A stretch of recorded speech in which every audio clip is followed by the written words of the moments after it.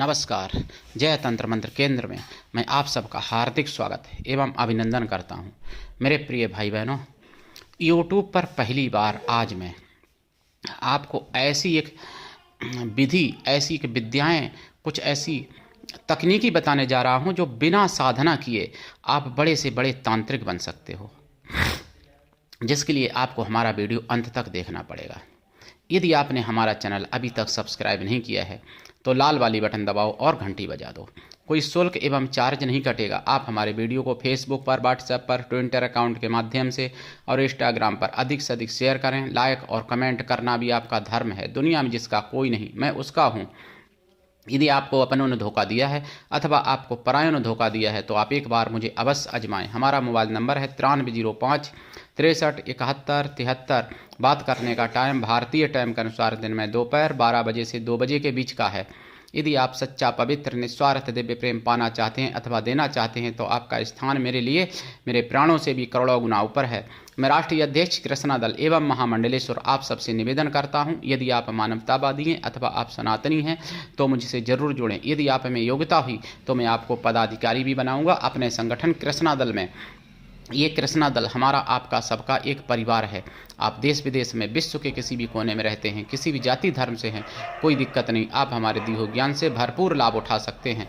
मेरे प्रिय भाई बहनों, मैं आपको बताऊं एक ऐसी जानकारी, ऐसा ज्ञान जो कि बिना साधना किए आप तांत्रिक बन सकते हो, जो यूट्यूब पर अभी तक किसी ने नहीं बताया होगा, जो आज मैं बताने जा रहा हूं आपको। लेकिन उससे पहले मैं कुछ ज़रूरी बातें बता दूं, क्योंकि साधना तभी आप कर पाओगे, आप तांत्रिक तभी बन पाओगे जब तांत्रिक बनने लायक रहोगे।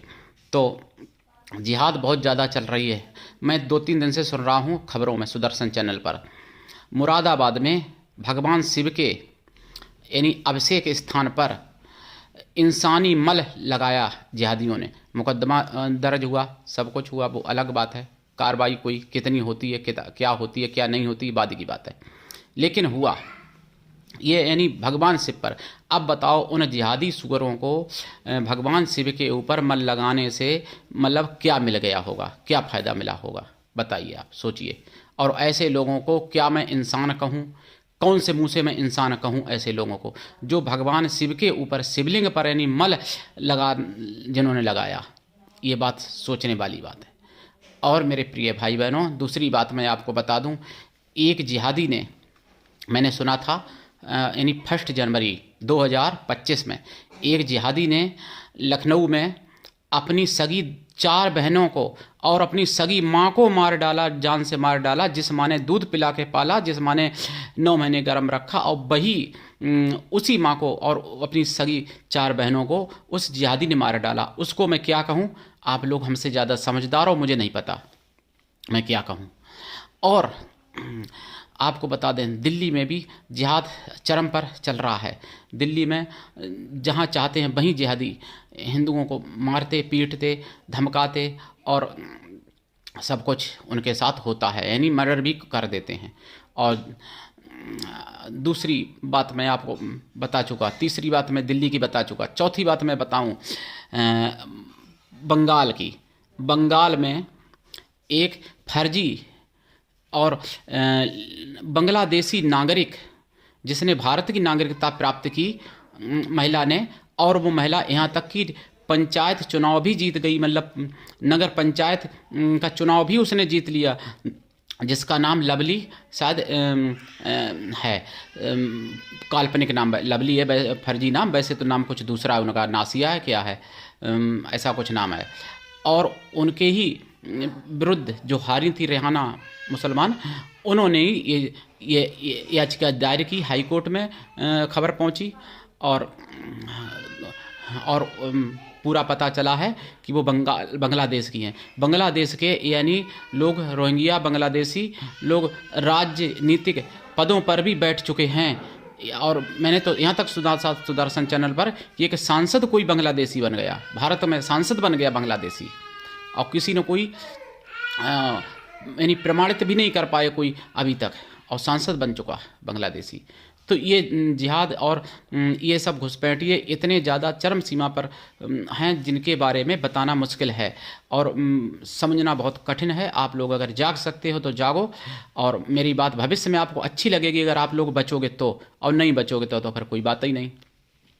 अब मैं आपको बताऊं तांत्रिक बनने की। देखिए, साधनाओं से तांत्रिक तो बनते ही हैं सब लोग, कुछ नहीं भी बन पाते हैं, साधनाओं से भी नहीं बन पाते जिनको सफलता नहीं मिलती। लेकिन मैं आपको कुछ चीज़ें बता रहा हूँ। देखो, जैसे हाथी दांत अगर जागृत है आपके पास तो आप सर्वकार्य सिद्धि आपको हो सकती है, और आप जो है मतलब आपका सौभाग्य उदय हो सकता है। हाथी दांत अगर आपके पास शेर का नाखून है या शेर के बाल हैं, जागृत प्राण प्रतिष्ठित होनी चाहिए, तो आप सर्वत्र विजय प्राप्त कर सकते हो। सभी प्रकार से आपको सफलता प्राप्त हो सकती है। हालांकि मैंने शेर के दांत का, हाथी के दांत का वीडियो अपने चैनल पर डाला है, अलग अलग सबका, तो देख लेना। यदि आपके पास जागृत प्राण प्रतिष्ठित 12 दंत है, सूकर दंत जंगली, तो इसके क्या फायदे हैं? देखिए, लक्ष्मी साथ कभी नहीं छोड़ती हैं और आपको विजय सर्वत्र प्राप्त होती है, और वशीकरण की शक्ति आप में आ जाती है, और आप कोई भी साधना करते हो किसी भी देवी देवता की तो आपको जल्दी दर्शन होते हैं। और अगर आप साधना नहीं भी करते हो, अगर आप जैसे कहीं जा रहे हो, घूम रहे हो, तो जो अलौकिक शक्तियाँ आकाश में घूमती हैं उनके भी आपको दर्शन होने लगते हैं, ये 12 दंत धारण करने पर। लेकिन जागृत प्राण प्रतिष्ठित होना चाहिए तभी। अगर आपको डर लगता है हर जगह, अगर आपके पास साहस की कमी है, तो भालू नाखून जागृत प्राण प्रतिष्ठित यदि आप पहनते हैं या भालू के बाल पहनते हैं ताबीज में भर के, तो आपका डर भय समाप्त हो जाता है और एक तांत्रिक की तरह आप निर्भय हो सकते हो।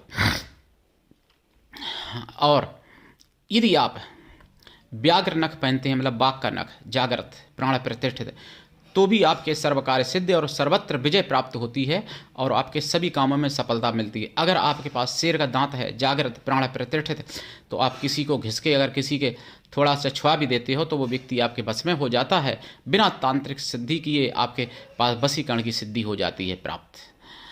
यदि आपके पास बिल्ली की नाल, बिल्ली की जेर है, तो आपको सर्वकार्य सिद्ध तो प्राप्त होता ही है, आपका भाग्य उदय तो होता ही है, आपके पास धन की कमी नहीं रहती है, आप बहुत बड़े धनाढ्य व्यक्ति बन सकते हैं।